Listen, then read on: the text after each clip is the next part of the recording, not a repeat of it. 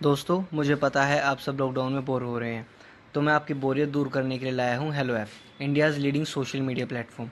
Hello app पे आपको मिलेंगे trending news, funny, educational, cooking, dance और भी बहुत सारे वीडियोस। इसके अलावा latest updates of your favourite celebrities.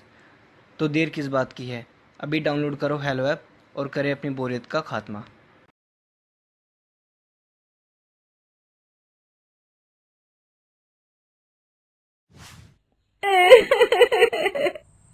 मेरे तो भाग्य फुट गए। कैसे आदमी से मेरी शादी हो गई। मेरा पति तो किसी काम का नहीं है। पता नहीं वो कौन सी मनूस गढ़ी थी जब मेरी शादी इस आदमी से हुई थी। देविका के रोने की आवाज सुन रोहन नींद से जाग जाता है। हे भगवान, पता नहीं ये आधी रात को मेरी पत्नी को कौन सा दौरा पड़ जाता है।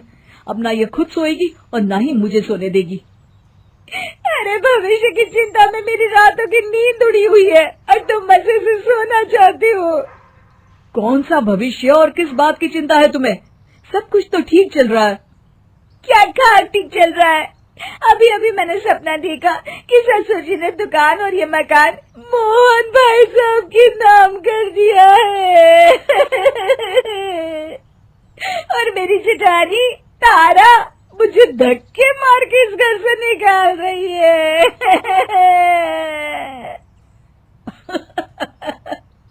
तुम तो सपने में कुछ भी देख लेती हो देविका।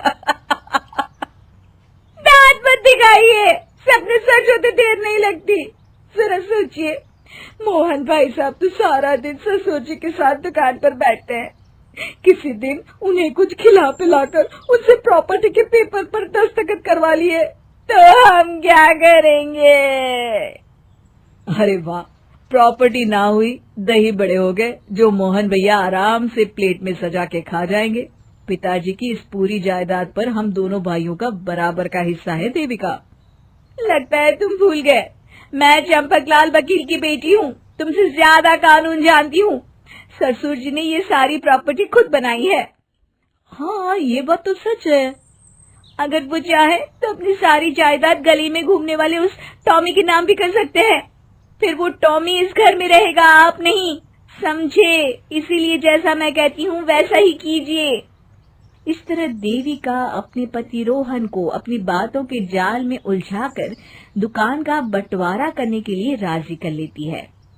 अगले दिन रोहन देवकी के इशारे पर अपने पिताजी करोड़ीमल से दुकान के बंटवारे की बात करता है। करोड़ीमल एक तजुर्बेकार व्यक्ति थे। वे सारी बात समझ गए कि ये सब उनकी बहू की कारस्तानी है। बस इतने से बात बेटा। अरे दुकान में हिस्सा लेकर क्या करोगे? तुम ये दुकान ही रख लो, तुम्हारे भाई के लिए मैं दूसरी दुकान खुलवा दूंगा।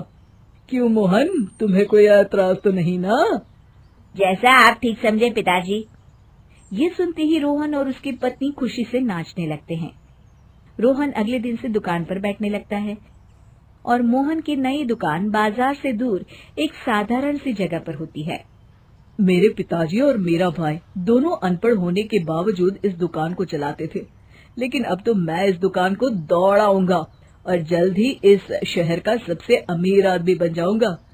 आखिर मैं डिग्री वाला जो हूँ। लेकिन हुआ ठीक उल्टा। रोहन को व्यापार की जरा भी समझ नहीं थी। वो ग्राहकों को औने पौने दाम में सामान बेच देता था और कभी कभी तो मुफ्त में भी। वाह मिश्रा जी, क्या जोक सुनाया आपने, मजा आ गया। छोटे मालिक, पनीर और देसी घी के डिब्बे आ गए हैं, आप देख लीजिए। रोहन बाबू, घी की खुशबू तो बहुत अच्छी है। हमारे यहाँ का घी खरीदने तो लोग दूर दूर से आते हैं। एक घी का पीपा आप भी लेते जाइए। अभी मेरे पास इसके खरीदने लायक पैसे नहीं है। अरे अरे, ये कहकर आप मुझे शर्मिंदा कर रहे हैं मिश्रा जी। आपकी अपनी दुकान है, मेरी तरफ से उपहार समझ कर ले जाइए। अब तुम इतनी जिद कर रहे हो तो मैं घी का एक पीपा ले ही जाता हूँ।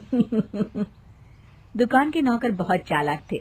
जल्दी उन्हें समझ में आ जाता है कि रोहन को व्यापार करना नहीं आता और वे इसी बात का फायदा उठाने लगते हैं। दुकान के सामान में हेर फेर करना शुरू कर देते हैं। अब तो बहुत जल्द मैं अपनी दुकान खोल लूंगा। दूसरी तरफ मोहन अपनी नई दुकान को चलाने के लिए दिन रात मेहनत करने लगता है। ग्राहकों को आकर्षित करने के लिए तरह तरह के ऑफर और सेल अपनी दुकान पर शुरू कर देता है। कुछ ही समय के बाद उसकी दुकान चल पड़ती है। एक दिन, अरे अभी तक आप दुकान पर बैठे हैं? फिल्म का समय हो गया है, जल्दी से दुकान बंद करके चलिए ना। जब से दुकान मिली है आपको तो मेरे लिए समय ही नहीं मिलता। भाग्यवान, मैं तो तुम्हारा ही इंतजार कर रहा था। चलो चलते हैं। इस तरह आए दिन रोहन दुकान छोड़ पत्नी को घुमाने फिराने ले जाया करता। रोहन का दुकान खोलने और बंद करने का भी कोई तय समय नहीं था। ग्राहक जब भी कभी इस बात की शिकायत करते तो उल्टा वो उन्हें ही दो बातें सुना देता था। इस वजह से धीरे धीरे लोग दुकान पर आना बंद कर देते हैं। फिर एक दिन, रोहन बेटा, ये तुम्हारे दुकान की उधारी का बिल आया है, कल उसे चुका देना। उधारी का हिसाब देख रोहन को दिन में ही तारे नजर आ जाते हैं।